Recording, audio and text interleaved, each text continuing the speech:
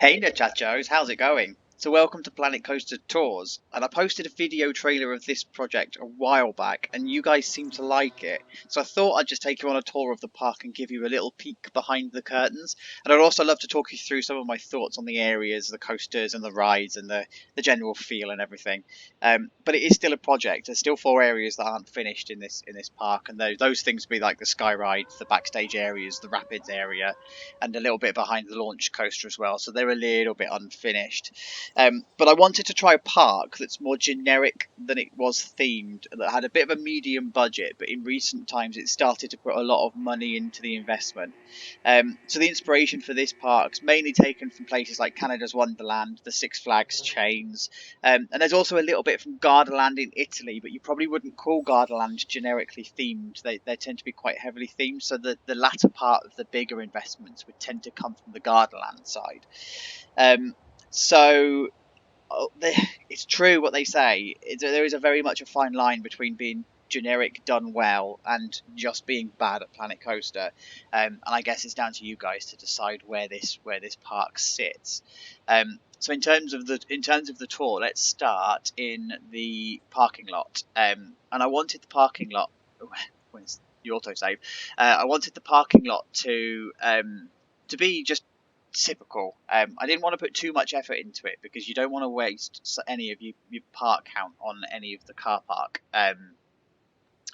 So I just wanted it just to be lines, just to represent the car park, give you a bit of an idea and a feel for how a car park would look.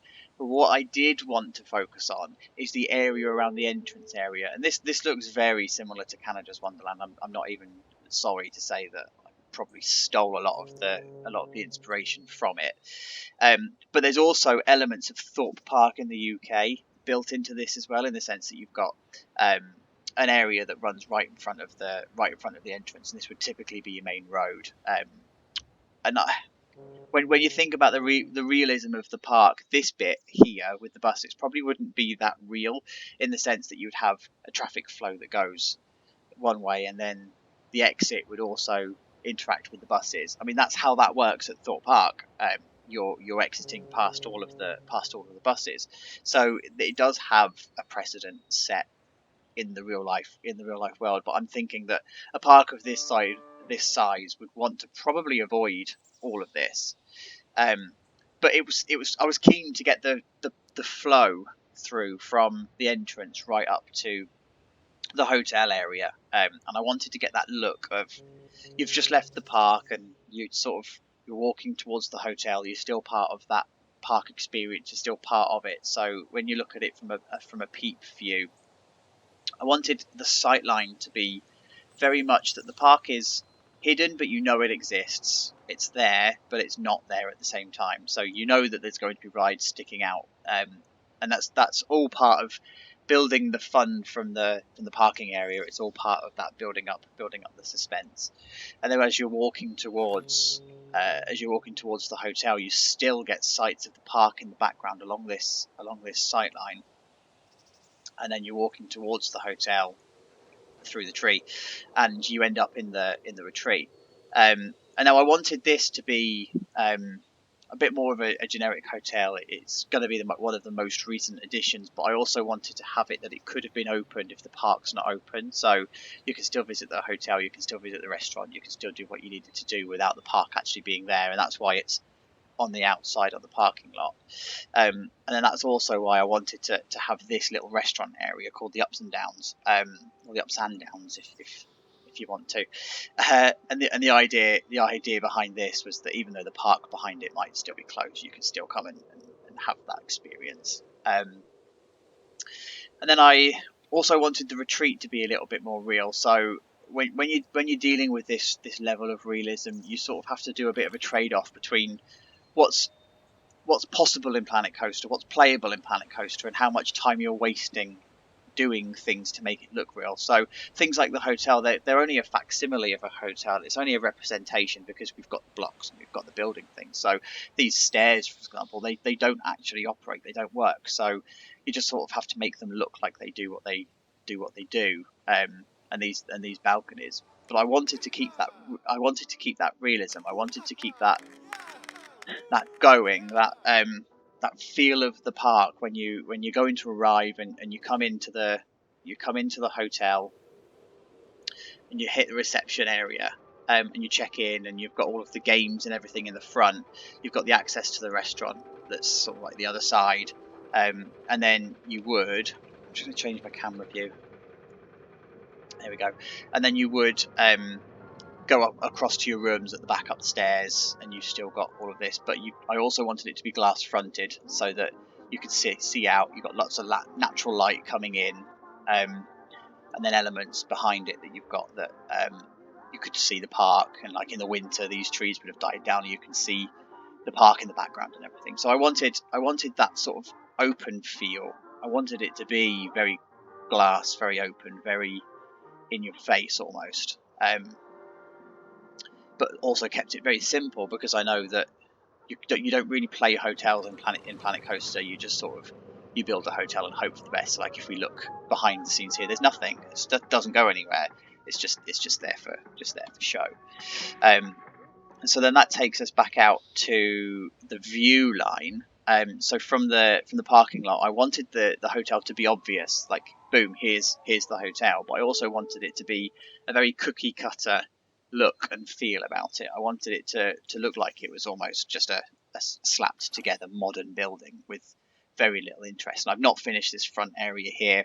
This is part of the backstage area that leads through to this wing coaster that I still need to work on.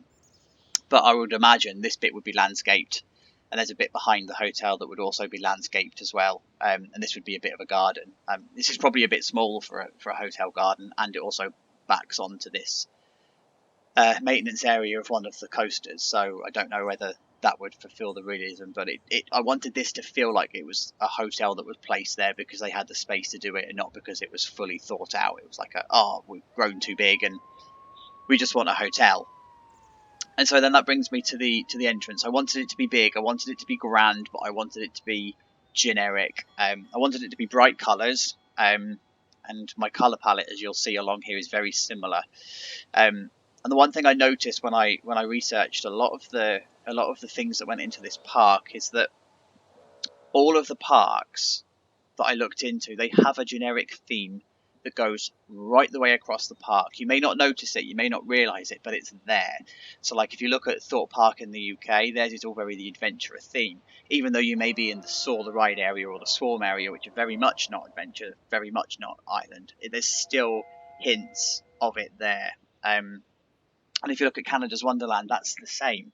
A lot of the foliage, a lot of the planting, a lot of the path liners and everything, they're all the same. Even though you're in a different area, it's all consistent across the park. So that's one thing I looked at in this park, and I wanted that to be consistent.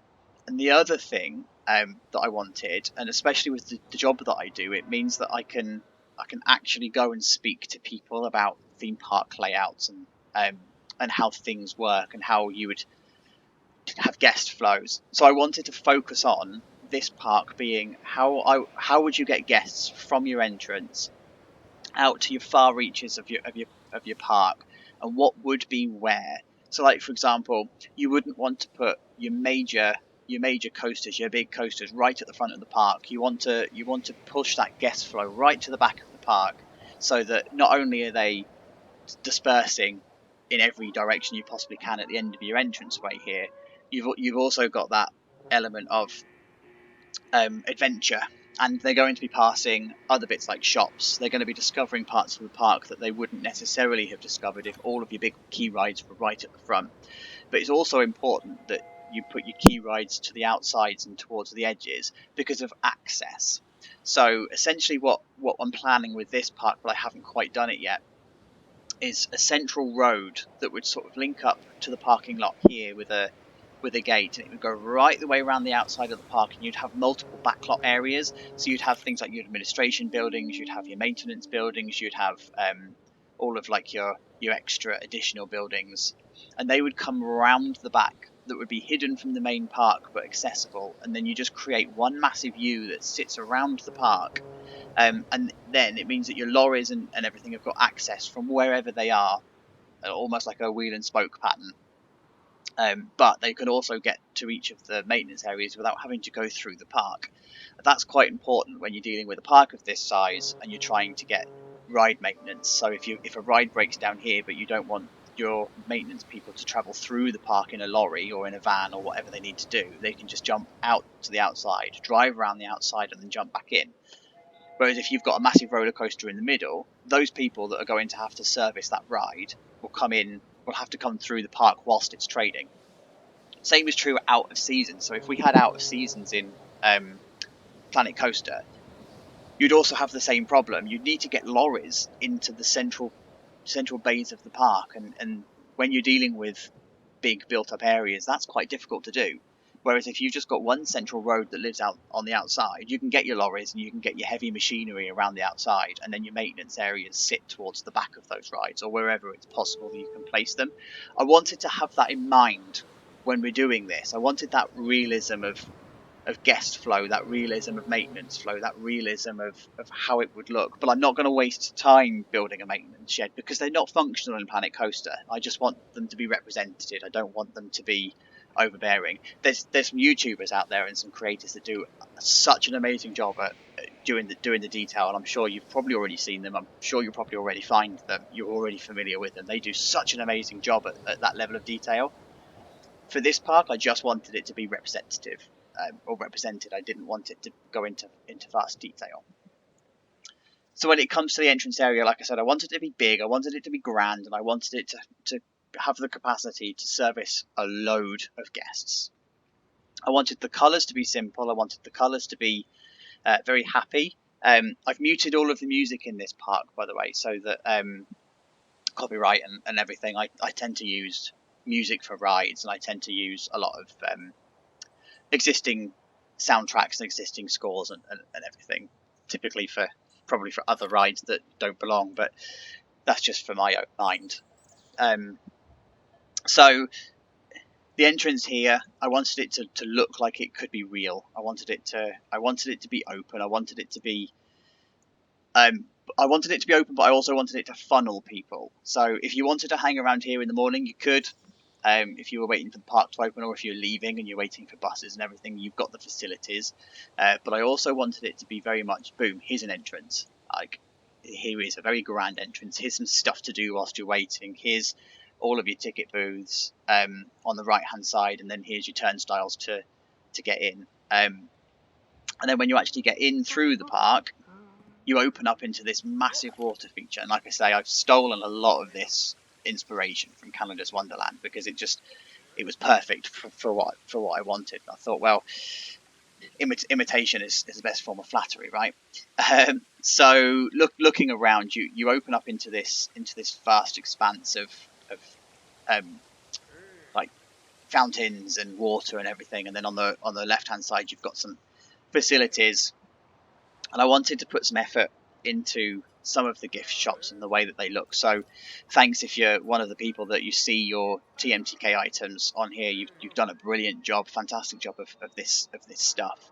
And so again, I wanted it to be functional, but I also wanted it to look real. So there's your gift shop, and this was very much inspired on a modern a modern shop kind of facade. I wanted it to be very clean, very like straight lines. This is a shop. But then across the way, I wanted to have some hints of other things that are going in. So here's a hot dog place. You know, it's just a random hot dog place. It doesn't really service much, but it's just there. You know, it does what it needs to do. But then on the other side, you've got more facilities, and again, it's continuing that clean look and feel across the way. There's your lockers that you would go and put stuff in at the beginning of the day, and your toilets and everything. And so I wanted to have those facilities put there, but I was also keen to think about the guest eye. What does the guest see? And so from here, I was very much conscious of where your key roller coaster is going to be. This one in the background here. This is your pinnacle, Hyperrail it's called, and this is the one that dominates the skyline as you're walking in. I mean, you can see the others from around in various different areas, so you know that they're there. But I just wanted this to dominate the entrance area. I wanted it to be their focus. This is their key ride. It was built a while ago. You know, it's old, but it's there. It represents the park. And likewise with this part as well, I wanted every part of the park to have a sightline or to have something to see. So even though you've come down here into a dead end where there's only toilets and there's only little bits of facilities, I still wanted to have some kind of park interaction going on when it comes to actual rides. So here you can see that the spinning coaster is very much in the background. You can see it; it's there. You don't know how to get there yet, but it's there. And in the background of this, you've got your carousel. So again, you know it's there, and it sort of draws you that way. It tempts you into going to explore. You go, oh, I can see this, and what do I want to go and see? And then likewise from the other side, you can see the dive coaster. And the one thing that you can't see from here, and this is deliberate, is the wing coaster, and I'll come on to that when we go and have a look at it. But I was very keen from this sideline that you weren't to see the wing coaster. It doesn't exist. It's not there. It's supposed to be hidden. So when you move even further down the concourse, the main entrance, I wanted there to be a games place. You'll just have to imagine that this is blaring some proper high tempo techno. This is like unbearingly in your face games. And I wanted it to be real inside as well, you know, like I wanted it to be overpowering, overbearing. This is noisy, this is loud, this is come and spend your money. But I didn't want to put masses of detail in, partly because it's just a bit of a waste. But this was enough detail. It's just literally copied and pasted. It makes it look good. And then from the sightline, it's there, you know, it's great. And then there's a little secret, a little Easter egg that some may have noticed with some of the parks that I've published in the past, is this Bergs. So in every park that I do, that I showcase, that I publicize or publish, or anything like that, I always have this. This is my trademark. Don't know where it came from. The main reason I do this is that they're all designed the same. They all have the same design. So it means that when I've run out of inspiration, or I have no inspiration for a park, I know that I can always fall back on building something I'm familiar with building, so that it then triggers other things. So I don't have to think outside of the box from the beginning all the time, and come up with new things every single time. I can just build this, and then that on the sight line of the park then determines what you see behind it and where the park goes and how it fits. And similar with the gelato place as well, modelled on the very much on the Hershey Park new entrance theme and design, but it's good because it's a more modern version of a shop. It's big, it's grand, it's open, it's glass, it's modern. And so when I put those two together here, it felt like a perfect fit. It felt like it just finished off this top part of the area very well. And then it also, from this area, it worked itself quite nicely to bring your guests and start to split them off at this point. So you don't want everybody to rush down to the end and then you cause a bottleneck. You want them to be going off in all different directions.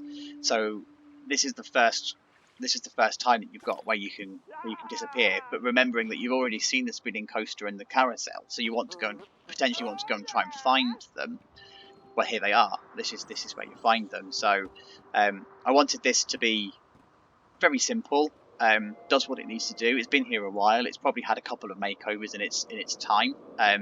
It was probably opened when the park first opened, one of the first rides that it had, and it's still there, and they just can't get rid of it because it's a classic. And then I also wanted to start to introduce some of the other first attractions that they would have had. So things like Bolt in the background here, I wanted that to be dominating in the area. I wanted it to say, hey, here's your first coaster. It's got an inversion. Look at this. This is fun. Ignore all of the other coasters that are behind you. You know, your big tall ones and your scary ones and your fast ones. Here's one that goes upside down. So I wanted that to have that theme, that idea. And I wanted to start to introduce the idea of terrain development. So I think it was Mike Sheets' video that I watched, where it was talking about terrain undulations and how you can use terrain to create depth to your park. And I wanted that here. And I noticed that when this flat ride was originally placed, it was on flat land. And so I thought, I'm just going to try raising it up ever so slightly. Not a lot. We're only talking like very minimal. But I just wanted to raise it slightly, and it gives it a bit more personality. It gives it a bit more realism. To think that they would have to walk down a little bit of a slope. And this is something I then played with for all of the other attractions that I did. And then the area itself came together by, it was missing something. There was something that wasn't quite right. It just didn't have the right feel to it. You've got your coaster on one side, like your spinning coaster on one side, your big coaster on the other one. But this middle stretch just didn't feel right. The two coasters together, they were closer together and it just felt cramped. And I wanted to open the space out, but I didn't know what to open it with. So I just came up with this game stall idea. And it's something that I cookie cutter across the rest of the park, again, because of that consistent design. So I just left it. I left it as it is. And I placed a couple of those. So I vary what's in them for the most part. But they are all the same. They're just a load of grabbing machines that are there. And then it comes across into this area and into Vault. And again, I wanted this to be super generic but highly detailed. I wanted this to feel like it was a coaster that was built originally with the park. It was their first major investment. It was the first thing that they did. But it's had to since be extended because the park has become massively popular. So if you look at this bit, you've got like an area that looks like it's a new part of a queue. Whereas the original queue would probably have come through the entrance and then just straight to the autosave again. Let's just go straight into the station, and you go straight onto the ride. But I wanted this ride to feel like it's been recently made over. It's been tarted up a little bit just to make it look like it's all right. It's good, and so that's why it's got this color scheme, this red and yellow color scheme. And I wanted everything in the area to feel like it's been there a while. And so I paint underneath it. I paint all of the terrain where the train's been going over bits of grass for years and years and years and years. And it's worn the grass away, or it's not growing as much as it would. And I try and make it that it's more worn where the track is closer to the grass than it is where it's not. And then you've got the station itself, which is just generic, bland, but that's the idea, that's the design. It's supposed to be that way. And then the areas inside the ride, they've started to overgrow a little bit. I mean, you have maintenance, but it gives a little bit of depth when it comes to it being overgrown. And likewise with the terrain, it's not flat. It's not on a flat land. It's almost like it's either grown up over time or it's been dug out to be placed, but it's almost like terrain looking. And it just gives that area a little bit of depth. It just does then what it needs to do. And that then brings us over to the other rides. So here is the spinning coaster, and I wanted the spinning coaster to feel like it was a smaller edition. It's a draw to the front of the park. It keeps people in front of the park, but it doesn't cause any kind of issues with maintenance, or it's a small edition. It's a family thing, and I wanted it to be a bit swirly. I wanted it to go everywhere, and I wanted it to sort of meander its way around its course. And so as a result, you end up with these like S-bends, constant S-bends that are banked and unbanked and all sorts. And you get your traditional horseshoe turnarounds and everything. And I'm quite pleased with how this turned out. Actually, I've never really done a proper spinning coaster that looks good. And then you've got the maintenance area as well. So like I said before, it's a facsimile of a maintenance area. It does what it needs to do. It shows that it's a maintenance area without the actual detail and sophistication of others. And then I wanted to consider access routes. So I was very conscious that when I was building this, I wouldn't be able to get lorries and vans and maintenance vehicles from the car park to the maintenance area. So I would need to do it a different way. So it had to come onto the main park, and then I had to consider, well, how's that going to look to guests? And then when you research some of the parks don't actually care. They literally don't care that you can see the maintenance shed. And sometimes that's the charm of the ride. Sometimes that is what it is. Like I went to Chessington, World of Adventures, and their Dragon's Fury spinning coaster. It's exactly that. From the ride, you can see the maintenance area. It's like there, boom, maintenance. From the queue, boom, it's a shed. You can't miss it. They've tried to hide it, but they've done a bad job of it. So I wanted to accentuate that here. I wanted that to be a bigger thing, a bigger deal. It's like, it's a shed. Deal with it. But next to it, I'm going to do something that's going to distract you from it. So even though it's there, you're distracted either side by either watching the coaster or watching the rides. So I wanted that to be very much a thing. I didn't want the queue for this ride to be in front of it. I wanted it to be behind, and I wanted it to dominate this part of the skyline, and I wanted it to complement Bolt as much as I possibly could. It felt like those two were the perfect fit.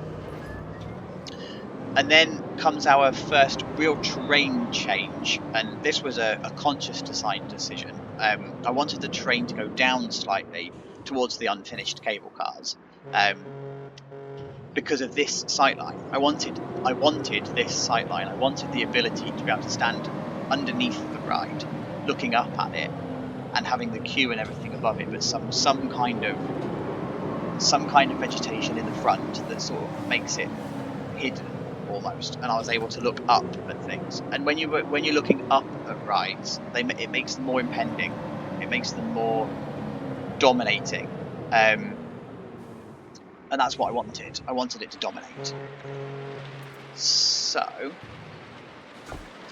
from here, I then wanted the train to then almost go back up again. So I wanted it to come down into the cable car area, but go up here, and into this area. Same sort of concept. I wanted it to be open but almost closed in as well. So I wanted to have all of these games things. It's almost like you walk into the area, boom, games right in front of you, spend money, boom, shop, spend money, boom, gift shop on the left, spend money. Because that's what you see. Your guests are funneled through monetized areas. Your guests are funneled through areas that you would see, and I wanted to give that idea with here. I'm heading towards this wooden coaster. Spend money on the way. And so when you walk through the area, you then see, here's just a wooden coaster. Been here a while. Not much of an effort made on the station. It's a bit bland. It's a bit what it is. There's no theme. Well, it's very loosely themed around Western, but that's what you're getting. It's not actually going to do much. And then there's a gift shop. You exit via the gift shop. This is the highest capacity ride in the park. It seats a lot of riders per row, and it does an amazing job at churning through guests. But because it's so popular, it has a massive queue that sits at the back. So everything that we do is very much cattle penned. It's very much how much queue can we get into as small a space as possible, but while still being quite real, and mixing up the fence types and making it very sort of, it flows, making it look like it all makes sense. It was all put there. And then here's the theme again of that impendingness, of that looking up at things through vegetation. Hello. So I wanted the queues and everything to be like there, boom, I'm queuing for a ride, boom, there's a ride, but I'm looking up at it and I want to go and investigate. And then I've got two choices. I can either go left or right, and if I go left, I end up at the inverted coaster. And again, the sightline for this, I wanted very much to be, there's my inverted coaster, there's the end of the lift hill, and it's going to leave, and I'm going to see it, but I'm not going to see much else. I'll see the first drop and I'll see the loop, and I now want to go and investigate what else I can go and see. I can't see anything else from here, and as I start walking further, it starts to, and this is the area that's unfinished, by the way, I start to reveal more of the coaster. So now there's a turnaround, and I want to go and see more and more and more. And as I'm walking towards it, more of this beast starts to appear. So now you've got your 0G roll, and you've got a corkscrew here.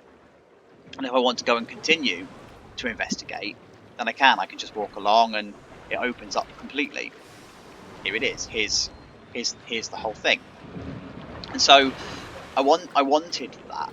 And originally I had a main pathway that goes through where the queue is now, and the queue was all at the top by the station, very much cattle pens, and I just didn't think that worked anymore.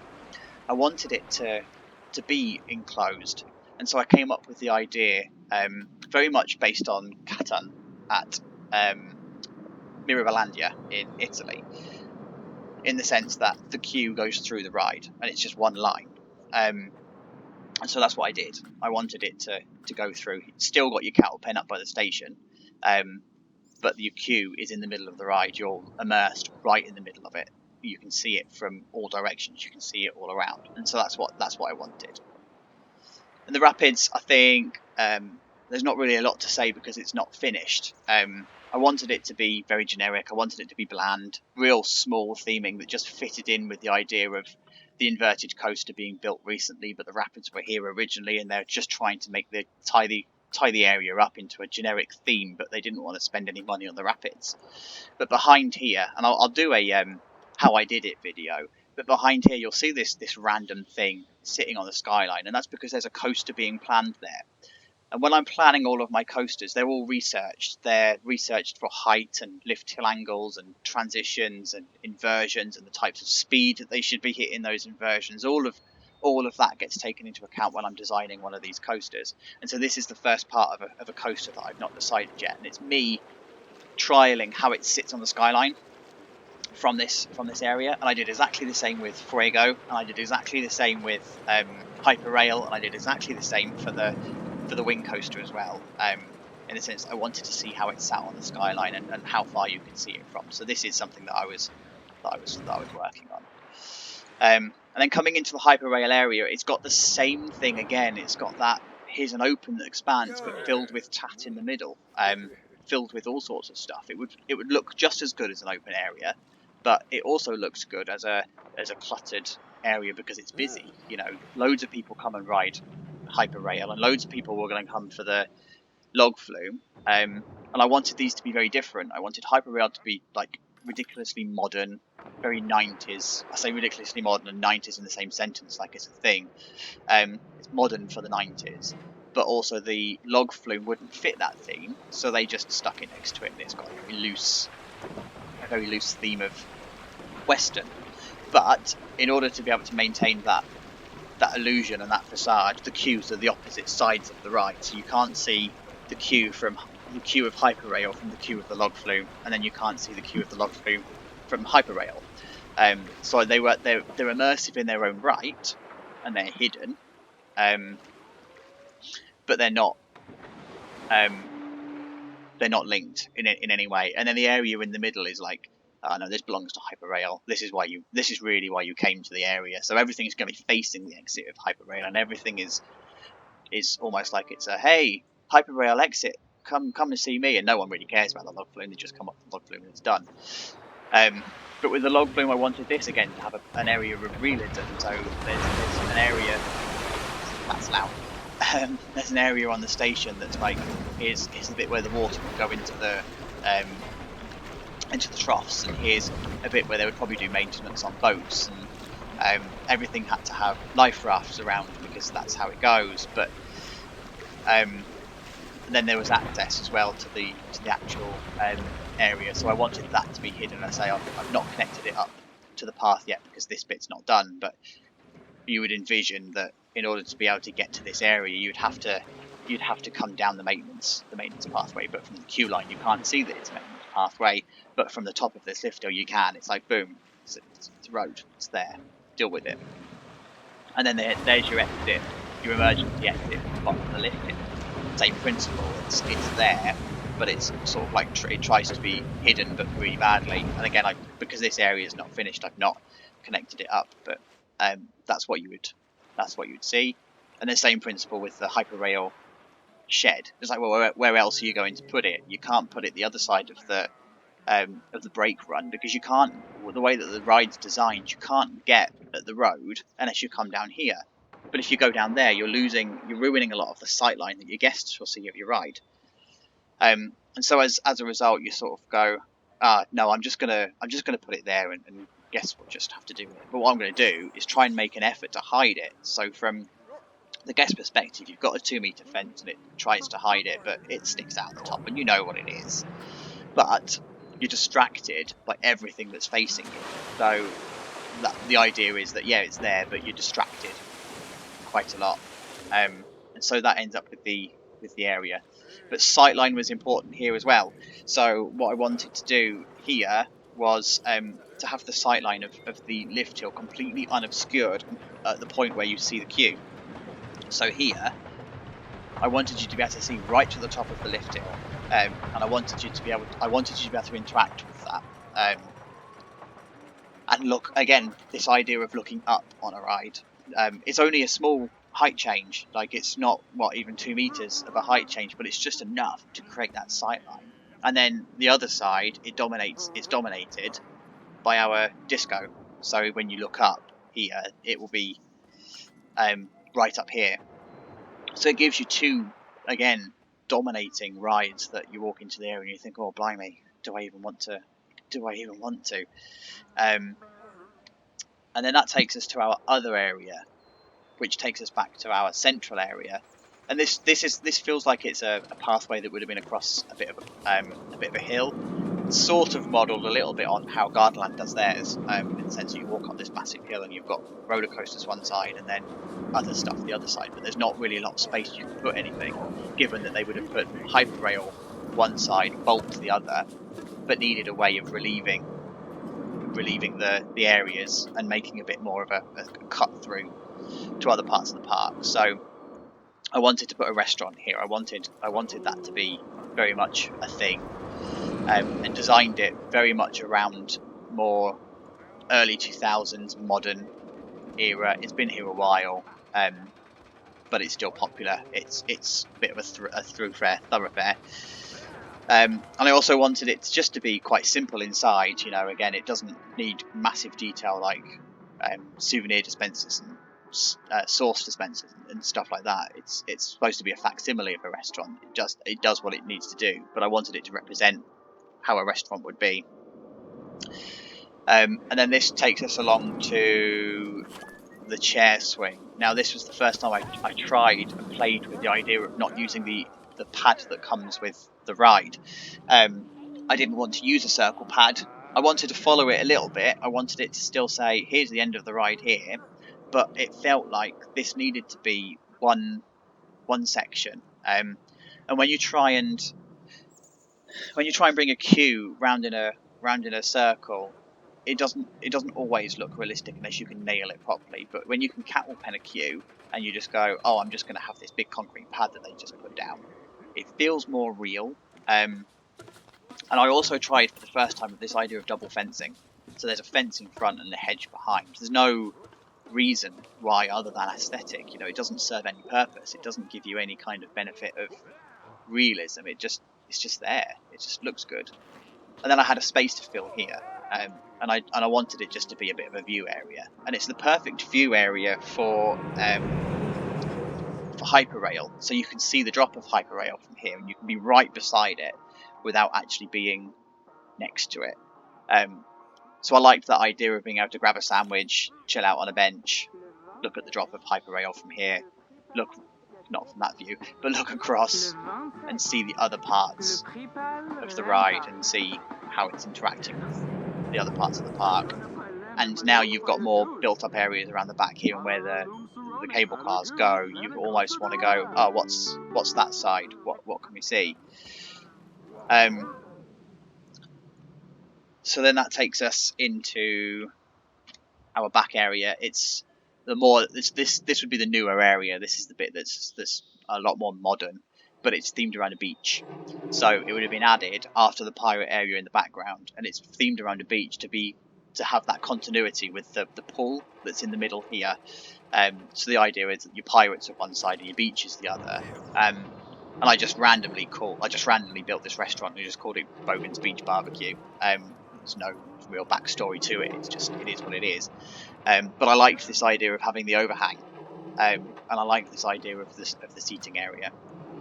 And then again, this is a dominating area, so it's like here's a really cheap, nasty roller coaster that we put in. It's awful, you know. It's not a guest draw in any way, shape, or form. It's just a typical S&S. You know, it's a screaming squirrel. It's nothing major. They're actually quite uncomfortable to ride. A lot of people hate them. A lot of people love them. But it gives that idea of oh, we've built something, we've built this area, but we don't really have any reason to draw it in, to draw people in. So hey, here's a roller coaster, just so we can boost our roller coaster count. Here's a decent flat ride, and here's a restaurant.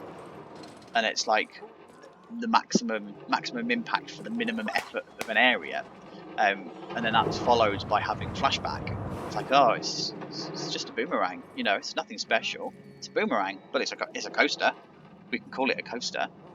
So it feels like this area is like a medium investment just to bolster out numbers and figures, and just to go, hey, we've opened two new roller coasters.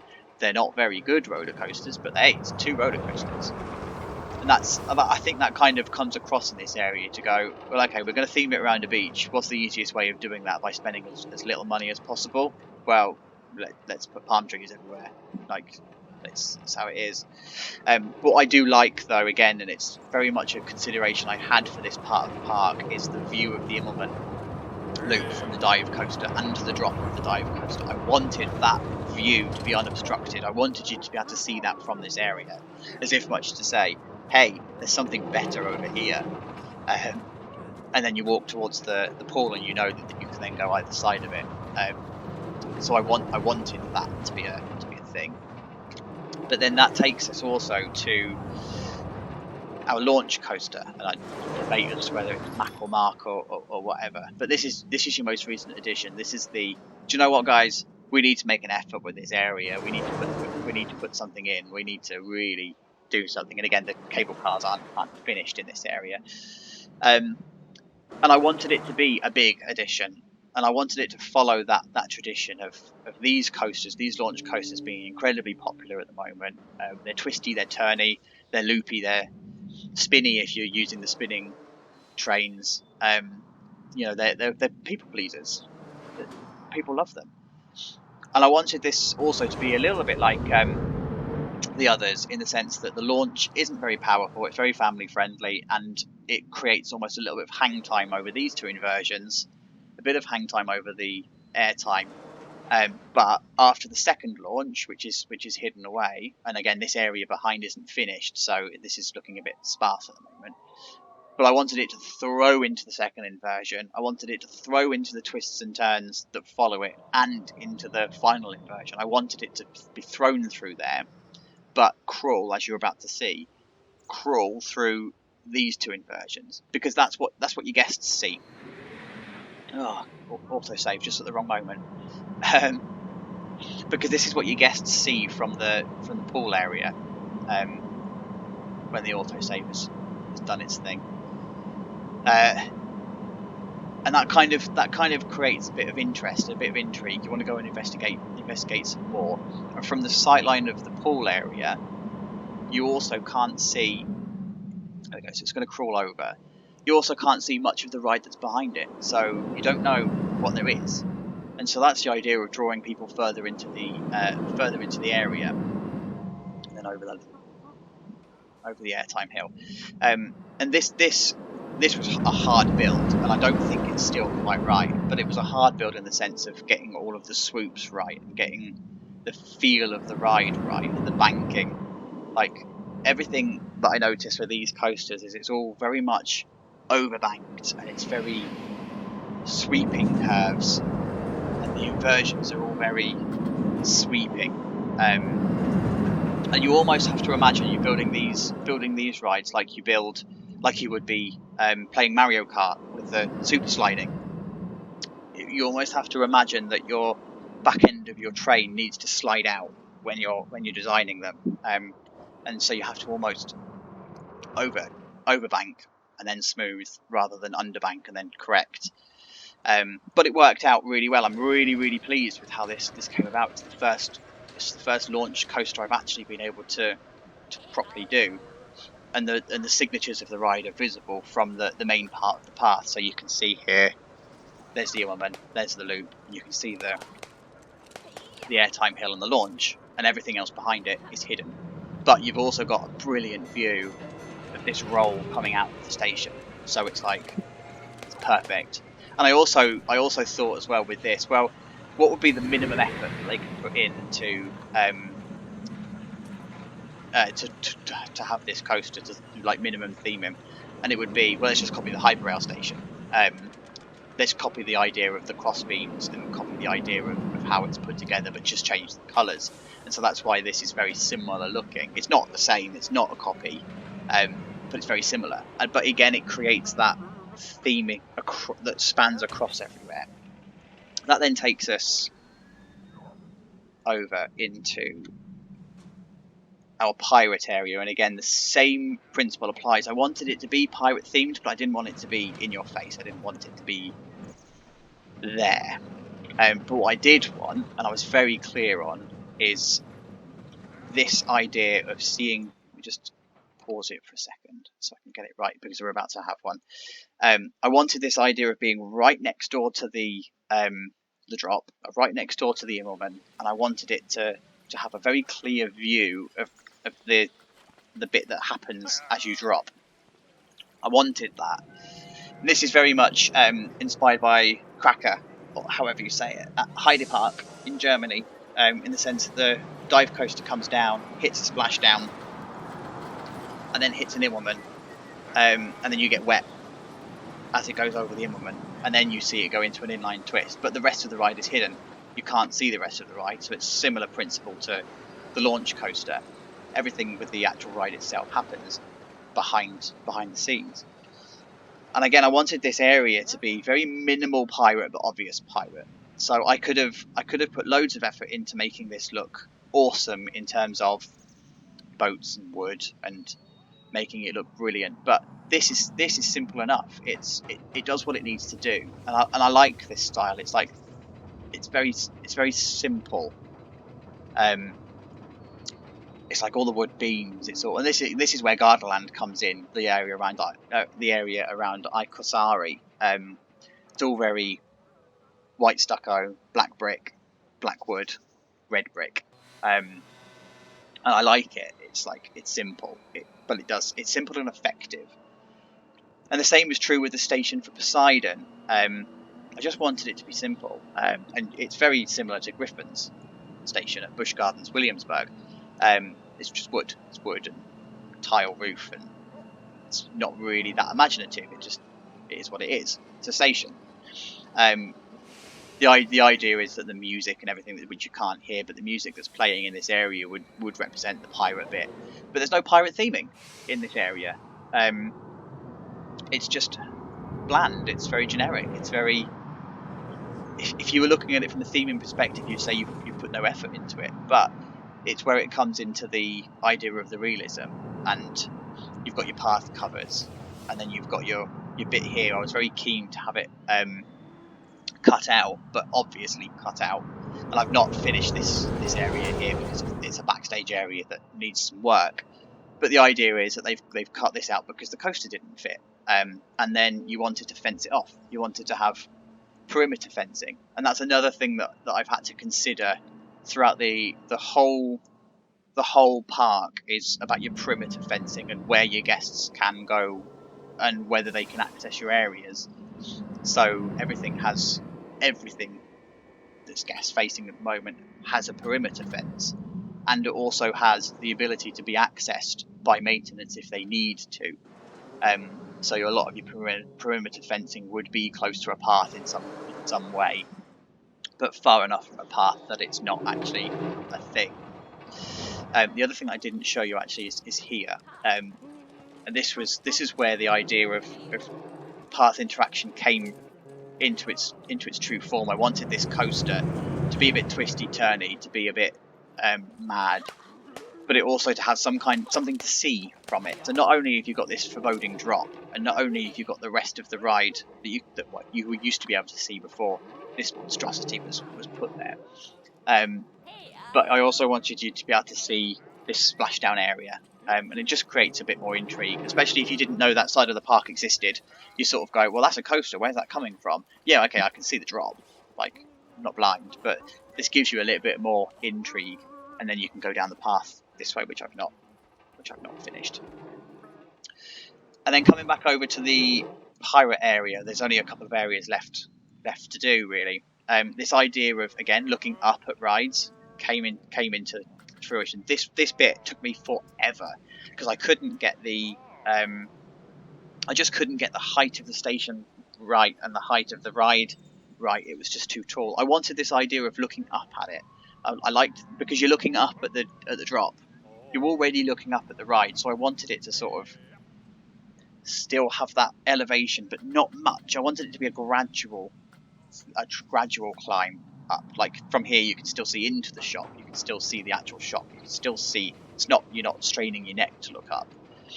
But I wanted it to be higher than this area, but just because I wanted to do this rock work. I like this idea of this rock work, and then the theme that's come through with all of the planting and the borders. So I wanted that to be in there, and so it took me ages. It was always too high, and that was because of the height of the coaster. And I managed to find the magic number. I managed to find the magic combination. And this view is one of my favourite views of the whole park. It just looks so good. It's like it was worth the time putting into it, just because it looks so real. It looks like you could be in a real park. And then it takes us through to the next area as well. So I wanted like a bit more of a, I don't want to say steampunk, because it's not, but I don't want it to say medieval England, because it's not that either. I just wanted it to be oldie-timey to tie in with the pirate area behind it, because I wanted to use this idea of the same architecture in a different way. So like, this is still white stucco, it's still very much wood, and it's still very much oldie-timey, and you could swap this out quite easily for pirate. And I kind of had that in mind when I was thinking about medium budget. You know, this idea that this ride here, or this building here, could also be over in the pirate area. They just copied and pasted the design and just changed it to pirate, and that's what I wanted. I wanted it to be that way, and I wanted the game stall to be the same as the other side of the park, because it's consistent, and I wanted that. But I also wanted it to be different, and that's why the Teacups ride doesn't have the same look as the carousel. And this took forever. It's using the technique that I love from the likes of Mass Bandit and Geekism and everything, and Ruble Trillions. I love their way of doing these, but it just took forever. And then this area as well, in the interest of needing a draw, because no one wants to ride Teacups and no one really wants to ride messy rides, and everyone's going to be walking through here to get to the coasters that are now on the skyline. No one's really going to want to hang around this area. It's more of a through thing. So I thought, well, I need a couple of rides that I can put in that would be like there. And so I thought about putting this spinny spewy, sort of like, I know it's Dynamo from Alton Towers, I don't know what the actual ride type is, breakdancing game. And I wanted it to look up on it, and because it's already on an angle, it looks brilliant when you're looking up at it from. So it's already higher than, placed higher than the path is, and it's on an angle, so it gives that even better view. I love it. It's great. And then this area again is very gardening and everything, and the rock work and everything is very similar to the pirate area. I wanted it to feel like the one area went into the other and you didn't even know that it had done it. You'd gone from Merry England to a pirate area, or like a Tudor England into a autosave into a pirate area again, without really knowing it, but you have. But again, I wanted it to be open but claustrophobic, so because it creates that juxtaposition. And then you come through to your generic Corkscrew coaster, and again, the whole idea of landscaping here comes into it, in the sense that you've got this depth. So there's a hill in front, and it feels like it's grown up over the coaster over time. And this is just a generic Corkscrew layout. There's nothing special about it at all. It's directly lifted and shifted from the Book of Arrow and the Book of Vekoma. It doesn't, it's just there. It's just a coaster. It's nothing particularly special. But what I wanted to do is create a sightline of the corkscrews, and I wanted you to be able to go through the corkscrews and then hide everything behind it. And originally, this would have been the boundary of the park. So where the hotel is now would have probably been some kind of like coach parking or whatever, and then your park wouldn't have gone any further than this line. And so this would be like the further outest reaches, and that's why this isn't. You can't go through this area. It comes to a dead end because technically it isn't a dead end. You would walk around, and then if you wanted to ride just this coaster, you would just veer off the path and go here. And then you've got your Gears of Fear ride here. That's just probably one of those later editions. You know, the later 90s, early 2000s, when it's like, oh, we just need to put a ride. Where are we going to put it? We're going to stick it here, knowing that this path behind wasn't actually there originally. It was just as it was. And likewise with your kiddie coaster here, the park is full of massive foreboding coasters now, and it needed something a little bit more kiddie orientated, but still quite thrilling for them. So that's where this one came in. And it's called Flanagan's Quest, and it's got absolutely nothing to do with Flanagan. It's not even remotely linked, or but it's just whatever. They just made up something. And so I wanted it to be short. This coaster had to be short and compact. It needed to fit in a space. It was almost like they'd built everything else around it. They just had this space left when they put Hyperrail in, and so this felt natural. It felt as it should. And I love this because it's round. Like, I know that sounds silly, but I like the idea that this path doesn't just lead straight down it swoops round and it's on a slant, and it's just got that feel. And then it also felt like the Corkscrew coaster had to follow that same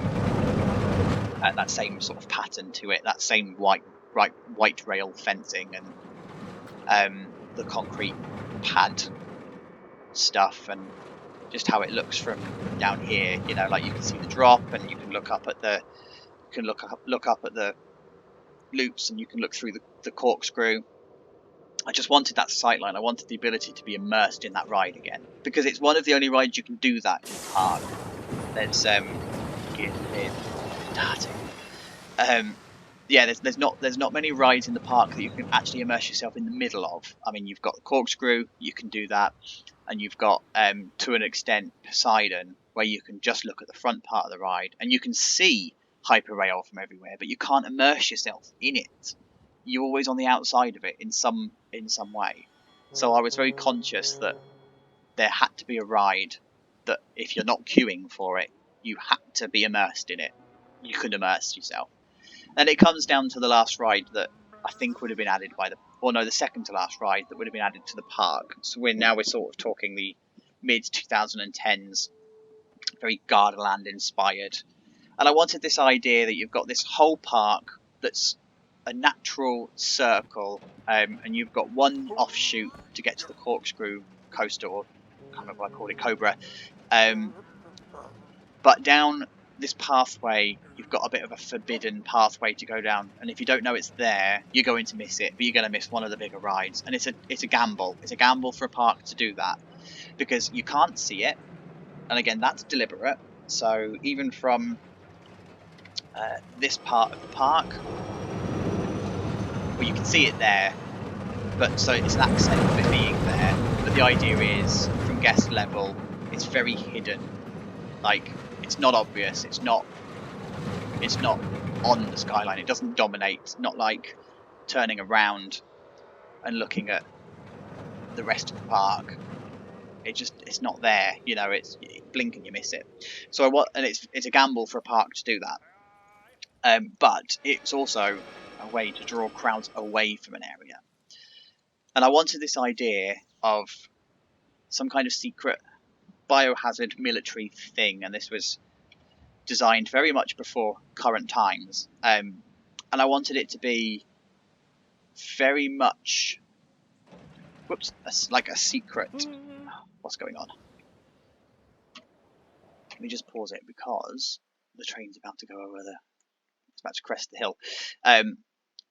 Back to here, and I wanted it to like even at this point, you don't know it's there. You don't know it's a thing until that moment, and it flies over your head. You're like, hang on, what's this? What's going on?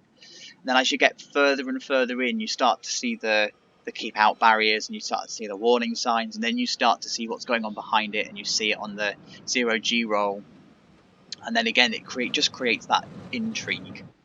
And then you hit the military part, and you think, hang on, something's definitely going on, and you're sort of funneled through into the military bit. Don't know if in the future I would put a ride in here, something a bit futuristic, something a bit high tech, but low to the ground, so it's still hidden. Something like the Tourbillon, maybe.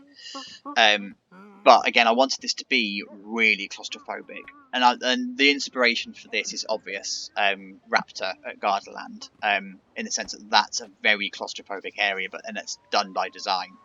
And so the idea of this is an old factory. It's an old abandoned factory. It's very red brick, very generic. Could probably do with a bit of touching up, actually. I think it needs a bit more detail. I need to spend some time sort of finishing this, I think, now I look back on it. But I wanted this idea of forbidden area. I wanted it to be very like this. I wanted you to be able to see the lift hill from the park, and it's come underneath you like this. And I wanted to then be able to come into the main plaza area, which is actually quite small for what it is, but it is what it is, and see the best parts of the ride from the plaza. So I wanted you to be able to see the 0G roll here, which is about to do. I wanted you to see the corkscrew, and I wanted you to see this inline twist, and I wanted you to see the ride, but not really see the ride. Like, you don't know what this ride does. You don't know what's below you here. You know the ride goes below, but you don't know what's down there. And then I wanted it to be along this line of abandoned factory, fenced off, very much protected, but there's actually a bit of a secret hidden with it as well. So it's all very old on the outside, and it's got this concrete addition going, hey, this is definitely a biological hazard area, but inside here it's actually a museum to the work that they're doing. It's actually a thing that's gone wrong. It's an institute. And again, I wanted this to be really plain. I wanted it to be stark, bright, clean lines, no detail. This is very much done by design. And then as you go into the station, you then hit with this concrete wall, very claustrophobic. But if I can get this bit right, it opens into the station. And so as then you're queuing over the station and down the other side, you're then opened up into what you can only assume is your escape pod for whatever's just gone wrong. And then the theme behind it is that whatever's gone wrong is then following you, and it chases you. Oh no, you don't want to see that. It chases you outside. And so that gives you the idea of that area. The idea is it's very closed off, it's very claustrophobic, it's a dead end, you have to know it's there. But it's also then hiding all of this backstage area, which I need to finish. And it's hiding the path that goes behind. And then the backstage area of this path, this coaster is the same. It's hidden. You don't know it. This is actually one of the ones that I do it quite well. It's hidden. You don't see it. You don't know it exists until you're on the ride. And then you just go, oh, it's concrete and it's horrible, actually, but I'm distracted by the project text sign, so it's fine. But you can see the outside of the park from this brake run, and there's not really a lot you can do about that. But that's why they make a little bit of an effort here to just put some foliage and make it just look a little bit more presentable, because it's still guest visible but not guest interactable. And then the bit here, I wanted to have a bit more of a much wider, much larger space for backstage areas. I wanted to have like workshops and bits dotted around parts of the park, and so that really takes you around the park. So thank you for sticking with me for just over an hour. I hope you enjoyed I hope you enjoyed this. And if you do want to know how I've done anything, because I know I've not really spoken about it, so if you want to know how I've done things, or if you want any more detail, let me know, and I'll do a second video of how it's done and a bit more detail into thinking. Specifically, if you want to know more about maintenance areas, or if you want to know more about guest flow and how it would work. But otherwise, thank you guys. Thank you so much. I'll speak to you soon. Take care.